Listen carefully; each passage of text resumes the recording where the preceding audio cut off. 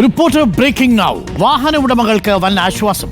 Camera പരിശോധനയിലൂടെ ചുമത്തിയ കോടികളുടെ പിഴ ഉപേക്ഷിക്കാൻ മോട്ടോർ വാഹന വകുപ്പ്. ക്യാമറ ഉപയോഗിച്ചുള്ള പരിശോധനയിൽ കേന്ദ്ര ചട്ടം പാലിക്കാതെയാണ് സംസ്ഥാനത്ത് പിഴ ഈടാക്കിയിരുന്നത്. ക്യാമറയിൽ ദൃശ്യമാകുന്ന നിയമലംഘനങ്ങൾക്ക് മാത്രമേ പിഴ ഈടാക്കുവാൻ പാടുള്ളൂ എന്നാണ് കേന്ദ്ര ചട്ടം.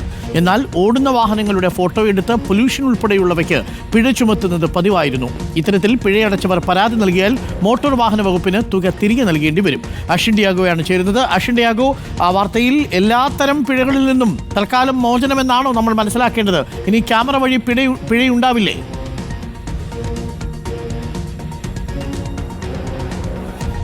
ഡോക്ടർ, അങ്ങനെയല്ല നമ്മൾ അതിനെ വ്യാഖ്യാനിക്കേണ്ടത്. പകരം ഈ ക്യാമറ ഉപയോഗിച്ചുള്ള പരിശോധനയ്ക്ക് കേന്ദ്ര ചട്ടമുണ്ട്. 167(a)(3) പ്രകാരം 12 കുറ്റങ്ങൾക്ക് മാത്രമേ ക്യാമറ ഉപയോഗിച്ചുള്ള പരിശോധനകൾക്ക് പിഴ ഈടാക്കാൻ സാധിക്കുകയുള്ളൂ എന്നുള്ളതാണ്. പക്ഷേ സംസ്ഥാനത്ത് ആ രീതിയിലുള്ള പരിശോധനകളല്ല നടത്തിയിരുന്നത്. അങ്ങനെയുള്ള പിഴ ഈടാക്കലല്ല സംസ്ഥാനത്ത് നടന്നുകൊണ്ടിരുന്നത്.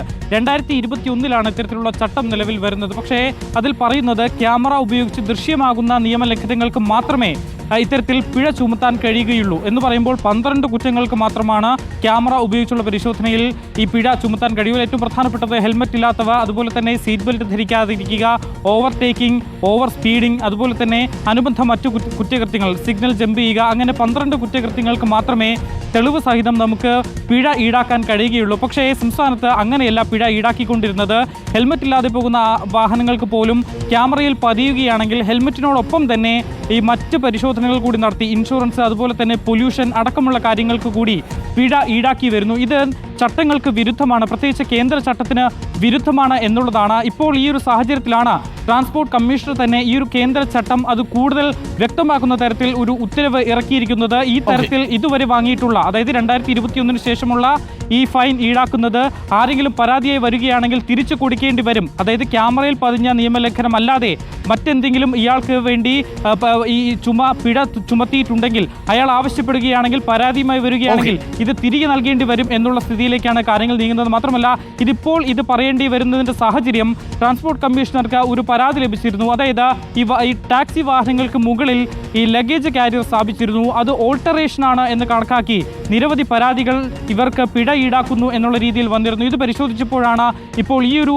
വകുപ്പ് കൂടി, അതായത് കേന്ദ്ര ചട്ടത്തിൻ്റെ 167(a)(3) പ്രകാരം പല ഉദ്യോഗസ്ഥരും ഫോണിലടക്കം ഇത്തരത്തിൽ ഓടുന്ന വാഹനത്തിൻ്റെ ഫോട്ടോ എടുത്ത് അതിന് പൊല്യൂഷൻ ഇല്ല, മറ്റു സർട്ടിഫിക്കറ്റുകൾ കാലാവധി അവസാനിച്ചതാണ് എന്നതടക്കമുള്ളത് കാണിച്ച് നിയമവിരുദ്ധമായി പിഴ ഈടാക്കിക്കൊണ്ടിരുന്നത് എന്നുള്ളതാണ്. ഇത് ഇപ്പോൾ ഇനി നടക്കില്ല എന്നുള്ളതാണ് ട്രാൻസ്പോർട്ട് കമ്മീഷണർ വീണ്ടും. വളരെ പ്രധാനപ്പെട്ട ഒരു വാർത്ത പ്രേക്ഷകരിലേക്ക് ഇപ്പോൾ എത്തിച്ചിരിക്കുന്നത്.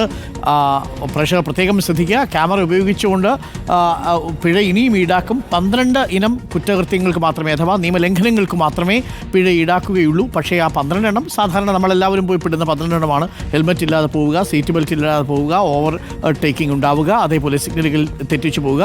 അതിന് ഇപ്പോഴും പതിവ് പോലെ പിഴ ഈടാക്കും. പ്രേക്ഷകർ തെറ്റിദ്ധരിക്കരുത്. എന്നാൽ അതേസമയം ഈ ക്യാമറയിൽ പതിയാത്ത മറ്റ് നിയമലംഘനങ്ങളുണ്ട്. ഉദാഹരണത്തിന് നിങ്ങളുടെ പൊല്യൂഷൻ സർട്ടിഫിക്കറ്റ്, അതേപോലെ ഇൻഷുറൻസ് കൃത്യസമയത്ത് അടച്ചില്ല, ഇക്കാര്യങ്ങളുടെ പേരിൽ ക്യാമറയിൽ പതിഞ്ഞു മറ്റൊരു നിയമലംഘനം. അതുകൊണ്ട് ഇതുകൂടി കൂട്ടിച്ചേർത്ത് പിഴയിടാൻ കഴിയില്ല എന്ന് മാത്രം. അതുകൊണ്ട് തെറ്റിദ്ധരിക്കരുത്. ക്യാമറ ഇപ്പോഴും ഓണാണ്.